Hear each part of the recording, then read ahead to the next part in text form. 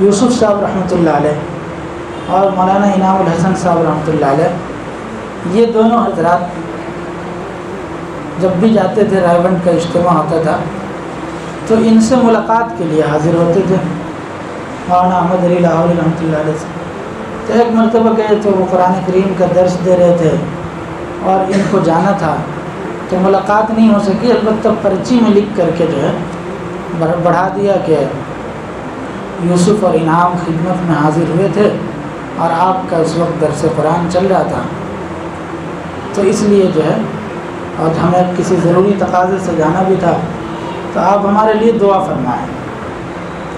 پھر دوبارہ جب آئے تو ملاقات ہوئی تو مولانا نے ان سے کہا کہ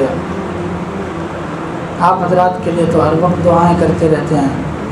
اور آپ کے والد ہمارے ساتھیوں میں سے تھے، مولانا الیاس صاحب رحمۃ اللہ علیہ۔ پھر اس کے بعد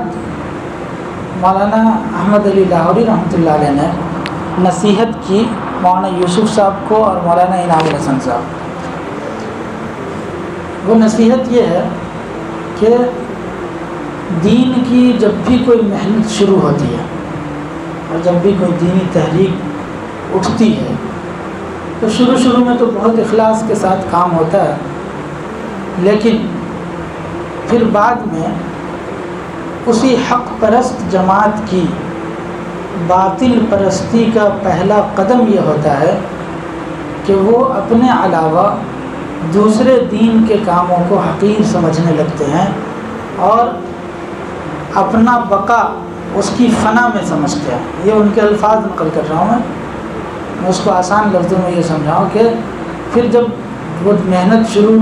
میں تو بہت اچھی چلتی ہے، لیکن جب بعد میں اس کو ترقی ہو جاتی ہے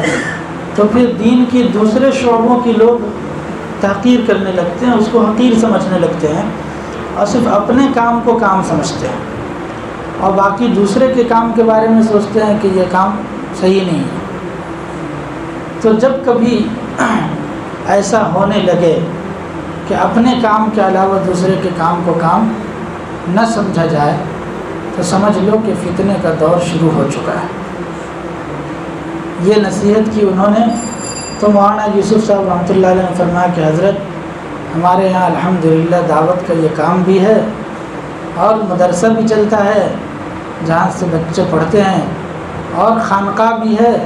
جہاں سے لوگوں کی اصلاح کا اور تزکیہ کا کام ہوتا ہے۔ تو کہا ہاں ایسے ہی ہونا چاہیے اور دین کے ہر شعبے کا احترام دل کے اندر